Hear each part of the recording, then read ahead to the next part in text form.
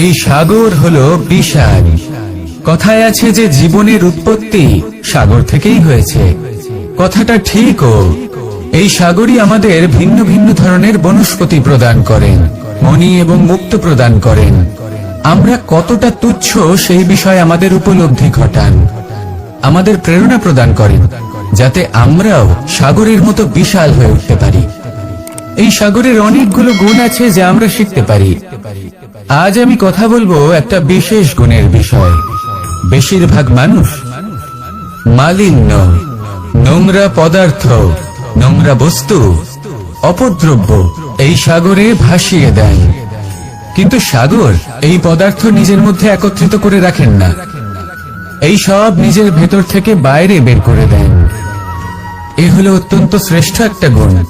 কিন্তু এই কাজকেও সার্থক করার জন্য সাগরেরও একটা তটের প্রয়োজন পড়ে, যেখানে সাগর এই সব বস্তু বাইরে বের করে ফেলতে পারে। আর মানুষও ভিন্ন কিছু নন। দেখুন, মানুষেরও তো একটা তটের প্রয়োজন পড়ে। এই তট, তিনি হয়তো আমাদের গুরু হতে পারেন, আমাদের মা বাবা হতে পারেন, ভাই বা মিত্র হতে পারেন, বা হয়তো সেই সমস্যাগুলি যার থেকে আমরা দূরে পালিয়ে যাচ্ছি। কারণ যখন আপনি এই সমস্যাগুলির সম্মুখীন হবেন, শেষ পর্যন্ত আপনি শিক্ষাই পাবেন। সব থেকে বেশি গুরুত্বপূর্ণ এই মনকে পবিত্র রাখা। আর তার জন্য একটাই উপায় আছে, এই মন তার মন্থন করা। যদি এই মনের মন্থন করেন তাহলে পূর্ণরূপে পবিত্র হবেন। আর এই মন, আপনি তো জানেনই, প্রসন্ন হয়ে বলবে রাধা রাধা। যদি আমি আমার চোখ বেঁধে কোনো একটা নির্দিষ্ট দিকে নিজের সমস্ত শক্তি প্রয়োগ করে ছুটে যাই, তাহলে কি হবে? আমি কোথাও ধাক্কা খেতে পারি, নিজের ক্ষতি করতে পারি, কোথাও পড়ে যেতে পারি, তাই না? অর্থাৎ এটা নিশ্চিত এই কাজ আমার করা উচিত নয়। কিন্তু আজকের দিনে প্রত্যেকটা মানুষ এই কাজই করছেন, তাই না? কোনো কাজ করার পূর্বে সেই কাজের বিষয়ে সম্পূর্ণ তথ্য কোথায় সংগ্রহ করছেন? শুধু এটুকু জানেন যে এই কাজটা করলে কত ধন অর্জন করবেন আর কত নাম হবে, আর ব্যাস সামনে এগিয়ে যান। এটা উচিত নয়। পূর্ণরূপে যে কোনো কাজ করার আগেই সেই কাজের বিশ্লেষণ করে নেওয়া উচিত, তা বুঝে নেওয়া উচিত, এবং সেই বিষয়ে অবশ্যই খেয়াল রাখা উচিত যে আপনার শরীর এবং আপনার মন এই কাজ করার জন্য কি প্রস্তুত রয়েছে। যদি তা না হয় তাহলে প্রথমে নিজেকে শুধরে নিন, তারপরে সেই কাজ করুন। যদি এইভাবে জীবনে সামনে এগোন, তাহলে সাফল্যের সম্ভাবনা জীবনে অনেক বেশি বেড়ে যাবে। তাহলে এটাই করুন, আর আমার সাথে ভালোবেসে বলুন রাধা রাধা। আমরা জীবনে চলতে চাই, সামনে এগোতে চাই, কিন্তু কখনো কখনো এমন হয় যে আমরা আমাদের লক্ষ্য দেখতেই পাই না। আমরা চিন্তিত হয়ে পড়ি, ব্যতীত হয়ে পড়ি, আমরা কিছু বুঝতেই পারি না। এই মন অশান্ত হয়ে যায়। কিন্তু যদি আপনি থেমে যান, তাহলে নিজের পথ এবং নিজের লক্ষ্য থেকে সরে যাবেন। সেই জন্য চলতে থাকুন, থামবেন না। যতদূর পারবেন চলতে থাকুন, যতদূর দৃষ্টি যাচ্ছে চলতে থাকুন। তারপরেই দেখবেন পরবর্তী পথ আপনা থেকেই আপনার সামনে আসবে। কারণ আপনার দৃষ্টির সীমা থাকতেই পারে, দৃষ্টিভঙ্গির সীমা নেই। আপনার পথের সীমারেখা থাকতেই পারে, কিন্তু সেই পথে চলার সাহসের সীমা নেই। সেই জন্য নিজেকে অসীমিত করে তুলুন। এই সীমারেখা আপনা থেকেই দূর হয়ে যাবে, লক্ষ্য নিজে থেকেই দেখতে পাবেন, আর এই মন সুপ্রসন্ন হয়ে বলবে রাধা রাধা। সম্পর্ক হলো আমাদের জীবনের একটি আধার। কিছু সম্পর্ক এমন যা আমরা জন্মসূত্রে লাভ করি, যেমন পরিবার, মা বাবা। কিছু সম্পর্ক আছে যে আমরা জীবনে অর্জন করে থাকি, তা সে প্রেমের হোক, স্নেহের হোক বা বন্ধুত্বের। এই সকল সম্পর্ক লাভ করার বা গড়ে তোলার 5টি ধাপ রয়েছে। প্রথম ধাপ, কোনো ব্যক্তির সাথে আলাপ হওয়া, তার সাথে কথা বলা বা তাকে দেখা।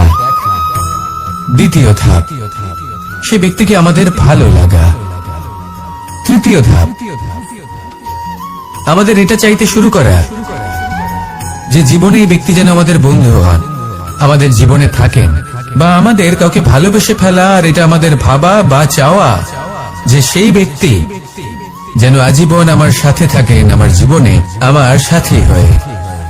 চতুর্থ ধাপ, লাভ করা। এবার এই ধাপটি অনেক মানুষের পক্ষেই খুবই সরল হয়, বড়ই সরল ভাবে নিজেদের সঙ্গীকে লাভ করে থাকেন। কিছু মানুষের জন্য এই ধাপ অত্যন্ত কঠিন হয়ে থাকে। অনেক প্রতিকূল পরিস্থিতির উপর জয়লাভ করে তারা সঙ্গীকে লাভ করেন, কিন্তু লাভ অবশ্যই করেন। এরপরে আসে পঞ্চম, অন্তিম এবং সব থেকে গুরুত্বপূর্ণ ধাপ। সেটা হলো সেই সম্পর্ক পালন করা। এটা হলো এমন এক বিষয় যা প্রত্যেক মানুষের শেখা উচিত। যদি ব্যক্তি নিজের জীবনে সম্পর্ক রক্ষা করতে শিখে যান, তবে প্রত্যেক সম্পর্ক তার জীবনকে স্বর্গ করে তুলবে। আসুন আর আমার সাথে ভালোবেসে বলুন, রাধা রাধা। রাধা কখনো কখনো আমার জন্য বড়ই সুগন্ধি আতর নিয়ে আসে, পারিজাত ফুলের মালা নিয়ে আসে আমার প্রসাধন করবে বলে, এবং আমার সব থেকে বেশি প্রিয় মাখন নিজে হাতে বানিয়ে আনে আমাকে নিজে হাতে খাইয়ে দেবে বলে, সবকিছু আমাকে প্রসন্ন করবে বলে। কিন্তু আপনি কখনো ভেবেছেন যে এই আতর কিভাবে বানানো হয়? সহস্র ফুলের পাপড়ি একসাথে পিষে নিতে হয়, তারপরে তার থেকে যে রস নিঃসৃত হয় সেই রস দ্বারাই আতর তৈরি হয়। অনেক সংখ্যক ফুলকে অসীম যন্ত্রণা ভোগ করতে হয়, তবে তারা আমার প্রসাধন সামগ্রী হয়ে উঠতে পারে। দুধ থেকে মাখন তৈরি করার জন্য কতটা পরিমাণ মন্থন সহ্য করতে হয় সেটা আপনি জানেন। ঠিক সেই রকমই হলো আমাদের জীবন।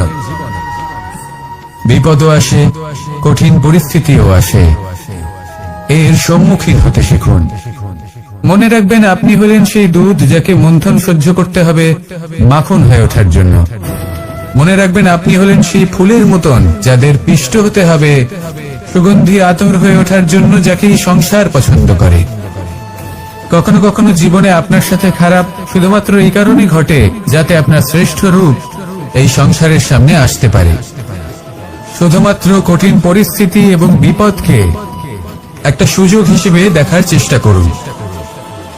আপনার জন্য এই সংসার বদলে যাবে, সংসারকে দেখার দৃষ্টিভঙ্গি পাল্টে যাবে, আপনার ভাগ্য পাল্টে যাবে, আর এই মন প্রসন্ন হয়ে বলবে, রাধা রাধা। কি অমূল্য, কি সুন্দর এই রত্ন। এবার ভেবে দেখুন, যদি আমি এই রত্নকে ব্যবহার করি আখরোট ভাঙার জন্য, তাহলে কি হবে? বা ভেবে দেখুন, এই রত্ন নিয়ে আমি যদি বন্ধুদের সাথে খেলা করতে শুরু করে দিই, তাহলে কি হবে? আপনি তো হাসবেন আমার ওপর। আপনি বলবেন, এত অমূল্য একটা রত্ন, এর দ্বারা কত দুঃখ দূর করা সম্ভব।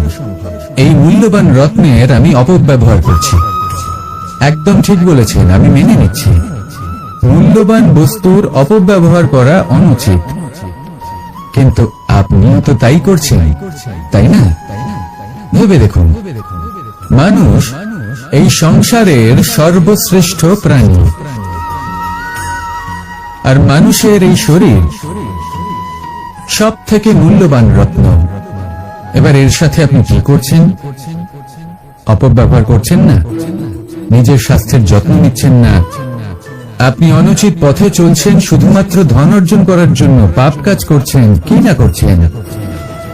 এটা অপব্যবহার নয়? ভেবে দেখুন, আমরা এই মানব শরীরের সাথে কি করতে পারি। যদি এর আমরা সদ্ব্যবহার করি, তাহলে অনন্ত পুণ্য অর্জন করতে পারি, যার দ্বারা শুধুই নিজেকে নয় বরং আমাদের আশেপাশের সকলকে সন্তোষ প্রদান করতে পারি। তাই সংকল্প নিন, এটা এই যে মানব শরীরের আমি সদ্ব্যবহার করব, পুণ্যের পথে চলব, সকলের মঙ্গলের জন্য, সকলের প্রসন্নতার জন্য। এই কর্ম করুন, এই পথে চলতে থাকুন। এই মন সন্তোষ বোধের সাথে বলবে, রাধা রাধা। এই সংসারের সব থেকে বড় শক্তি আসলে কি? দৈহিক শক্তি, ভৌতিক শক্তি, রাজনৈতিক শক্তি, স্বর্ণের শক্তি, বিদ্যার শক্তি নাকি মায়ার শক্তি, ভক্তির শক্তি নাকি নিরাশক্তির শক্তি? এই সংসারের সব থেকে বড় শক্তি হলো হাসি মুখের, যদি আপনি এবং আমি এমন কোন সময় হাসতে পারি যেখানে মুখে হাসি আসা প্রায় অসম্ভব, তাহলে বিশ্বাস করুন এই সংসারে কেউ আপনাকে ভাঙতে পারবে না। এটা কিছুটা সেই রেশমের কীটের মতো, যে চারিদিক থেকে নিজেকে ঢেকে রাখে একটা খোলসের মধ্যে থাকে, কিন্তু জীবিত থাকে। এই হাসি মুখ এটা শুধুমাত্র একটা আবেগ নয়, এটা সংসারের যে কোনো অভাব দূর করে, অভাব আশার, অভাব বিশ্বাসের। এই হাসি আপনার অন্তরে আশার আলো জাগ্রত করে আর এই সংসারের হতাশা দূর করে দেয়। তাই কঠিন থেকে কঠিনতর পরিস্থিতিতেও মুখে হাসি বজায় রাখুন। এই শক্তি আপনার থেকে কেউ কাটতে পারবে না। আর যদি আপনার কাছে এই শক্তি থাকে, তাহলে অন্য কোনো শক্তি আপনাকে বাধা দিতে পারবে না। তাহলে হাসুন আর আমার সাথে ভালোবেসে বলুন, রাধা রাধা। ভীষ্ম একটা মহান নাম, দেবী গঙ্গার সুপুত্র। স্বয়ং বৃহস্পতি এবং পরশুরাম ছিলেন ওনার শিক্ষাগুরু। অত্যন্ত মহান যোদ্ধা ছিলেন, কিন্তু এই মহান যোদ্ধা ইনি ইতিহাসে আজ পর্যন্ত সেই সম্মান পেলেন না যার উনি যোগ্য ছিলেন। কারণ নির্বাচন। রাজ সিংহাসনের সেবা করার প্রতিজ্ঞা নিয়েছিলেন উনি। এবার রাজ সিংহাসনে যেই বসুক না কেন, তার সেবা করা, তার প্রত্যেক আদেশ পালন করা, এটাই ছিল ওনার প্রতিজ্ঞা। তা সেই ব্যক্তি উচিত হোক বা অনুচিত, সে উচিত পথে চলুক বা অনুচিত পথে চলুক, সুপাত্র হোক বা কুপাত্র, উনি তার সেবা করতে থাকলেন, তার প্রত্যেক আদেশ পালন করতে থাকলেন, নিজের প্রতিজ্ঞা পালন করতে থাকলেন। ধৃতরাষ্ট্র নেত্রহীন অবশ্যই ছিলেন, কিন্তু এতটাও নেত্রহীন ছিলেন না যে উনি প্রজাদের চোখের জল, ধর্ম অধর্ম দেখতে পাবেন না। উনি সব বুঝতে পারতেন। আর এদিকে ভীষ্ম নিজে প্রতিজ্ঞাবদ্ধ হয়েছিলেন। দুর্যোধন অনুচিত পথে চালিত হচ্ছিল, তাও উনি তাকে সঙ্গ দিতে থাকলেন। আর পরিণামস্বরূপ আজ পর্যন্ত ইতিহাসে উনি সেই স্থান পেলেন না, সেই সম্মান পেলেন না যার যোগ্য উনি ছিলেন। যদি আপনি কোনো প্রতিজ্ঞা করে থাকেন, তা সে যতই কোনো উচিত কারণের জন্য হোক না কেন, যদি আস্তে আস্তে সময়ের সাথে সেই প্রতিজ্ঞা আপনাকে অনুচিত পথে চালিত করে অধর্মের পথে নিয়ে যায়, পাপের পথে নিয়ে যায়, তাহলে সেই প্রতিজ্ঞা ভঙ্গ করা অত্যন্ত আবশ্যক। সময় অনুসারে নিজেকে বদলানো আবশ্যক, নয়তো এই প্রতিজ্ঞা আপনাকে দিয়ে পাপ কর্ম করাবে, কুকর্ম করাবে, আর আপনার বিনাশের কারণ হবে। আসুন আমার সাথে ভালোবেসে বলুন, রাধা রাধা। আমার দাদা আমাকে অনেকবার বলেছেন, কানাই তুমি তো স্বয়ং নারায়ণ, তুমি এক তড়িতেই সবকিছু এমনি ঠিক করে দাও না কেন? এবার দাদাকে কি করে বোঝাবো? আচ্ছা, আপনি নিজেই ভেবে দেখুন, সিংহকে জঙ্গলের রাজা বলা হয়, কিন্তু সিংহ শুধুমাত্র তার ইচ্ছে প্রকাশ করলেই কোন হরিণ কি নিজেই হেঁটে তার কাছে আসবে? নিজেই কি রাজি হয়ে যাবে তার আহার হওয়ার জন্য? না, কখনোই না। যে কোনো কাজকে সফল করে তোলার জন্য আপনাকে চেষ্টা করতে হবে, পরিশ্রম করতে হবে, যাতে সেই কাজ ভালোভাবে সম্পন্ন হয়। শুধু ইচ্ছে দিয়েই কোনো কার্যসিদ্ধি হবে না। ইচ্ছে থেকে স্বপ্ন তৈরি হয়, তবে সেইগুলো সফল করতে গেলেও আপনাকে পরিশ্রম তো করতেই হবে। মনে করুন আপনার ইচ্ছে হলো খেতে, আর কোনো দয়ালু ব্যক্তি এসে আপনার সামনে খাবার রেখে দিল, তাও তা খেতে গেলে পরিশ্রম আপনাকেই করতে হবে। যদি ভালোবাসার ইচ্ছে থাকে, তাহলেও নিঃস্বার্থ নিষ্পাপ মনে ভালোবাসবে।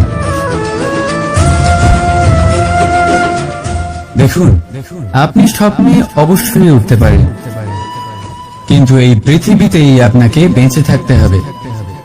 আর যদি এই ধরিত্রীতে আপনি এগিয়ে যেতে চান, তাহলে এই ভূমিকে পা দিয়ে আপনাকে পেছনে ঠেলতেই হবে। রাধা রাধা। কিছু শেখা অত্যন্ত গুরুত্বপূর্ণ। এবার কি কি শিখতে হবে সেই সব শেখানোর জন্য অনেক শিক্ষক রয়েছেন, কিন্তু কি শিখবেন না আর কি করবেন না এটা আমাদের নিজের অভিজ্ঞতা দিয়ে শিখতে হয়। কিন্তু তার মানে এটা নয় যে যদি আপনাকে শিখতে হয় যে আগুনের তাপ কতটা, আপনাকে আগুনের মধ্যে হাত দিতে হবে। না, অন্য কারোর অভিজ্ঞতা দ্বারাও শিখতে পারেন। প্রশ্ন শুধুমাত্র একটাই যে আপনি কি শিখতে চান নাকি চান না। যদি আপনি এটাই ভাবেন যে আমি শুধুই নিজের অভিজ্ঞতা দ্বারাই শিখতে চাই, তাহলে জীবনকাল ছোট মনে হবে, অনেক কিছুই শিখতে পারবেন না। তাই নিজের সাথে সাথে বড়দের অভিজ্ঞতা দ্বারাও শেখা শুরু করে দিন। এই সংসারের অভিজ্ঞতা দ্বারা শিখতে শুরু করে দিন। আর এটা নিশ্চিত রূপে শেখা আবশ্যক যে কখন কি করবেন না, কোথায় থামতে হবে আর কোথায় থামবেন না। তাহলে আসুন আর আমার সাথে ভালোবেসে বলুন, রাধা রাধা।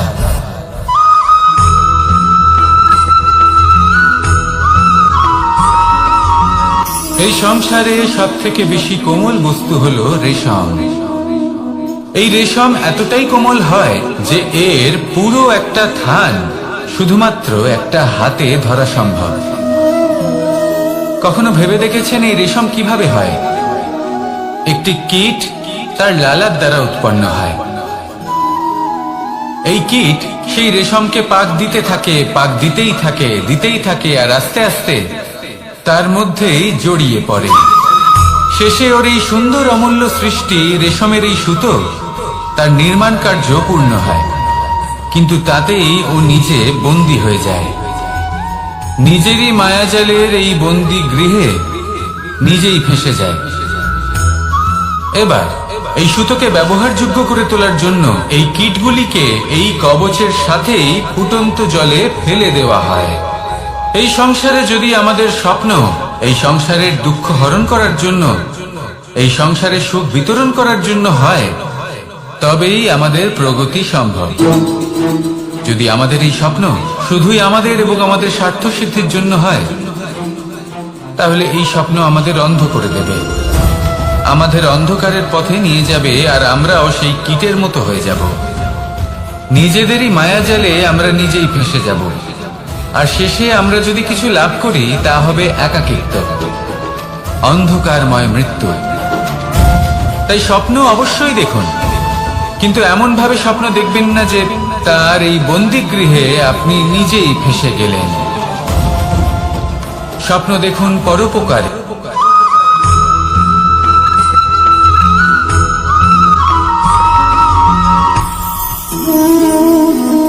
শক্তি এক অত্যন্ত বিচিত্র বস্তু, বা বলতে পারেন অনুভূতি।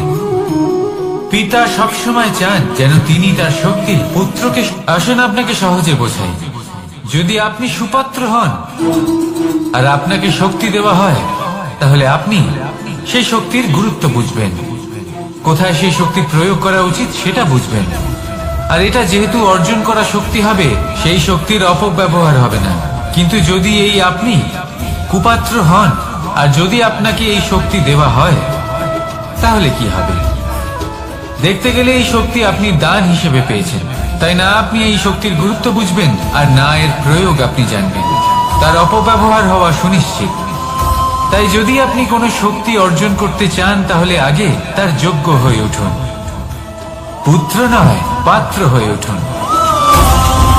আর আমার সাথে ভালোবেসে বলুন, রাধা রাধা।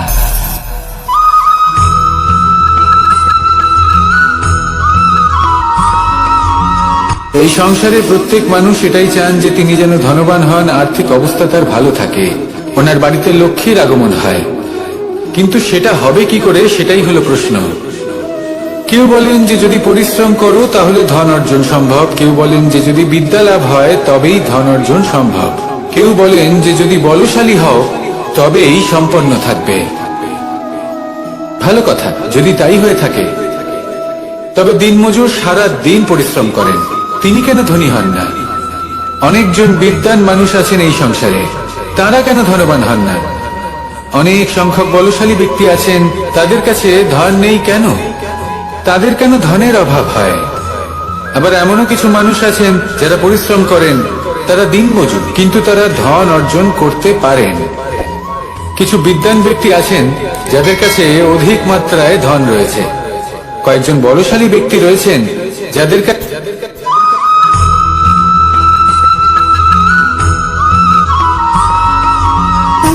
সুখ, দুঃখ এবং শক্তি, এই তিন হলো এই সংসারের ত্রিদেবের মতো। আমাদের জীবনে যা কিছু ঘটছে এই তিনটির ভিত্তির উপরেই হচ্ছে।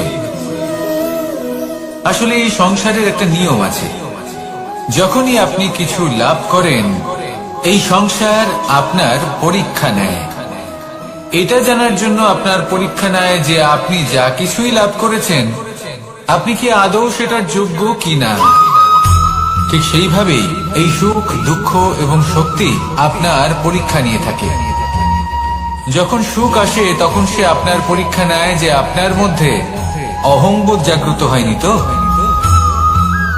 যদি অহংবোধ চলে আসে তাহলে সুখ সেখানেই সঙ্গ ত্যাগ করে। দুঃখ আপনার ধৈর্যের পরীক্ষা নিতে থাকে, আর যদি আপনার মধ্যে ধৈর্য না থাকে তাহলে এটা আপনাকে আরো বেশি দুঃখের গভীর অন্ধকারে ঠেলে দেবে। সেখানে শক্তি পরীক্ষা নেয় আপনার বিনম্রতা।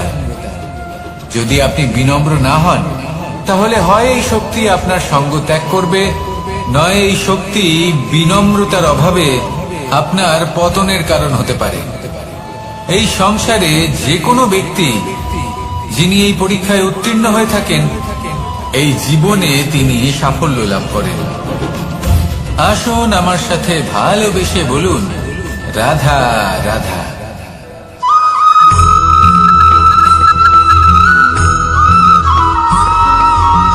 পঞ্চতত্ত্বের মধ্যে দ্বিতীয় তত্ত্ব হল ধরণী, ভূমি, যাকে আমরা ধরণী মাতা বলি।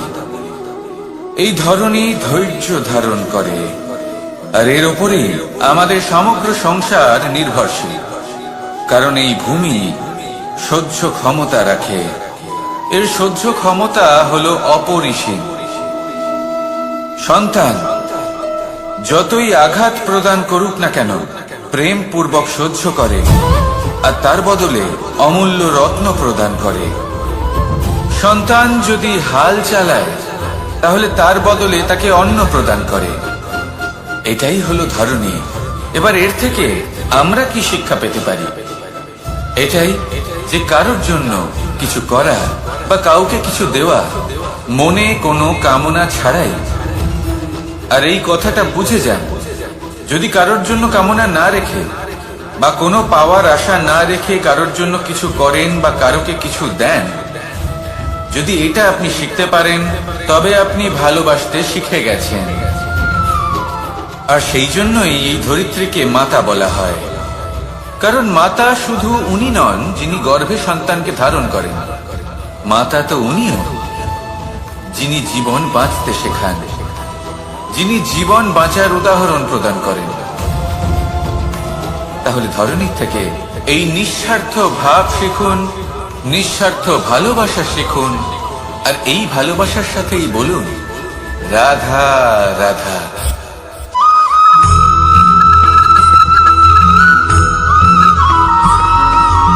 মানুষ জন্মগ্রহণ করে, তার সাথে ভয়েরও জন্ম হয়।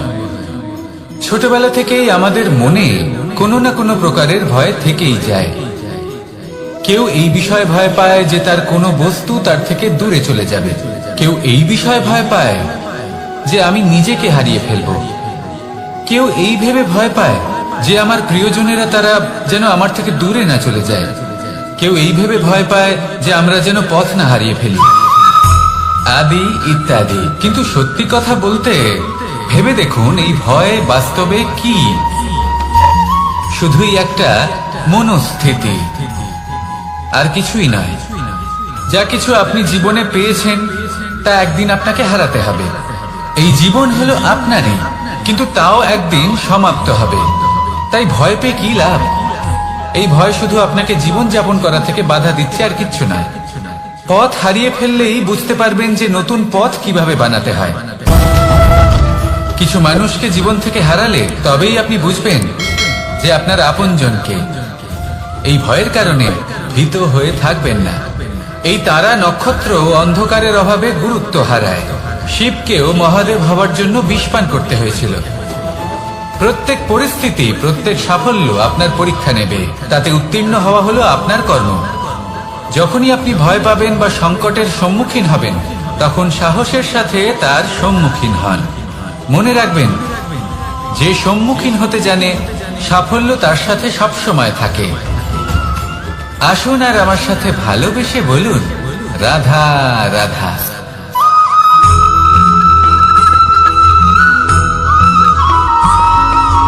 জীবনে অগ্রসর হওয়ার জন্য আমাদের কাকে প্রয়োজন হয়? মাতা পিতা, বন্ধু, প্রেম, সাহায্য, অর্থ, পরিশ্রম, আশা। ভিন্ন ভিন্ন মানুষ ভিন্ন ভিন্ন বিকল্প চয়ন করে। যদি আমি আপনাকে বলি, তাহলে জয় আর পরাজয়ের মন্ত্র দুটো শব্দের উপর নির্ভর করে, মেনে নেওয়া আর দৃঢ় হওয়া। যদি মেনে নেন তাহলে হেরে যাবেন, যদি দৃঢ় হন তাহলে নিশ্চিত রূপে জয়ী হবেন। যদি কখনো আপনি ক্লান্ত হয়ে ওঠেন, আপনি দুঃখী হন, পুরোপুরি ভেঙে পড়েছেন, তখন মেনে নেবেন না যে আপনি ভেঙে পড়েছেন, নয়তো হেরে যাবেন। তখন উল্টে স্থির করবেন যে যাই হয়ে যাক না কেন, আমি জয়ী হবই। আর আপনি দেখবেন যে জয় নিশ্চিত রূপে আপনার কাছেই আসবে। তাহলে এই কথা মনে রাখবেন আর আমার সাথে ভালোবেসে বলবেন, রাধা রাধা।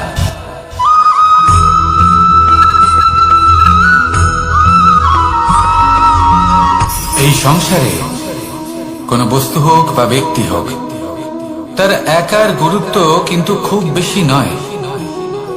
একটা উদাহরণ হিসেবে বৃষ্টির ফোঁটাকে ভেবে দেখুন।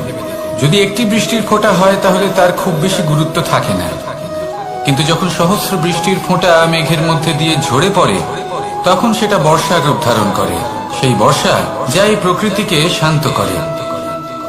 সেইভাবেই পাথরের ছোট টুকরো, তার খুব বেশি গুরুত্ব থাকে না, কিন্তু যখন অসংখ্য পাথরের টুকরো একত্রিত হয় তখন তা পর্বতের আকার ধারণ করে।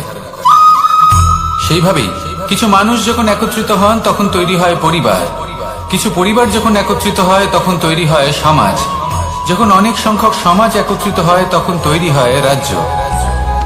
এবার এই রাজ্যের সব থেকে গুরুত্বপূর্ণ ব্যক্তি হতে পারেন রাজা, কিন্তু তাও সেই রাজা একা কিছু করতে পারেন না।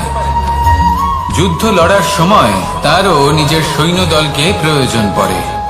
কিন্তু এই সংসারে এমন একজন ব্যক্তি আছেন যিনি একাই সব কাজ করতে থাকেন, এবং সেই ব্যক্তি হলেন মা।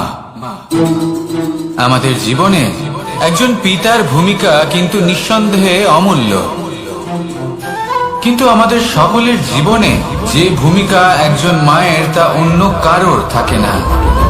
একজন মা একাই সন্তানকে বড় করতে পারেন, সংস্কারী করে তুলতে পারেন, তার জন্য পরিশ্রম করেন।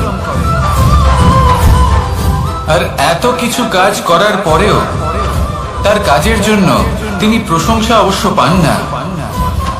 উল্টে যদি সেই সন্তান অনুচিত পথে চালিত হয়, অনুচিত কর্ম করে, তখন সেই মাকেই অপবাদের পাত্র হয়ে উঠতে হয়।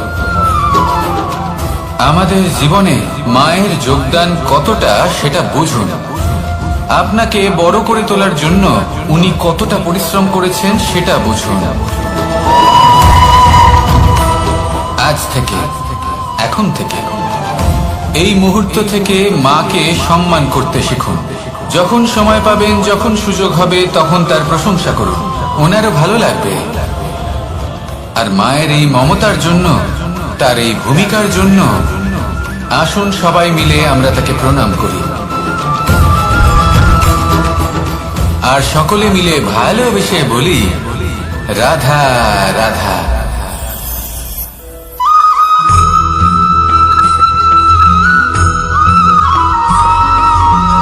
এই সংসারের সব থেকে গুরুত্বপূর্ণ তত্ত্ব কোনটা? প্রথম হলো সময়। জন্ম থেকে মৃত্যু পর্যন্ত এই যে সময়, এটাই তো হলো জীবন। দ্বিতীয় হলো জীবন, যাতে আমরা সময়ের সদ্ব্যবহার করি, শ্রেষ্ঠ থেকে শ্রেষ্ঠতর কাজ করার চেষ্টা করি। বহু বছরের এই পরম্পরা, এই সংস্কৃতিকে এগিয়ে নিয়ে যাওয়ার চেষ্টা করি। এই সংসারে আমরা অংশগ্রহণ করতে চেষ্টা করি। তৃতীয় হলো ধন, সেই ধন যা প্রত্যেক ব্যক্তি অর্জন করতে চেষ্টা করেন। এবার এই তিনটি তত্ত্বের মধ্যে একটা সামঞ্জস্য আছে, সমান ব্যাপার আছে। সে ধনই হোক বা সময় হোক বা হোক জীবন। আর সেই সমান ব্যাপার হলো যে যদি আপনি এটা গণনা করতে থাকেন তাহলে তা কমতে থাকে, যদি আপনি এটা ব্যবহার করেন তাহলে তা বাড়তে থাকে। একে সংগঠিত করে রাখতে চেষ্টা করলে এ হাত থেকে ফসকে যায়, কিন্তু যদি আপনি একে সামলে রাখতে শিখে যান তাহলে এমন কাজ করবেন যাতে সংসারের সাথে সাথে পরবর্তী প্রজন্ম লাভবান হবে। যদি কিছু শিখতে চান তাহলে সামলাতে শিখুন, গণনা করা বা সংগঠিত করা নয়। আসুন আর আমার সাথে ভালোবেসে বলুন রাধা রাধা।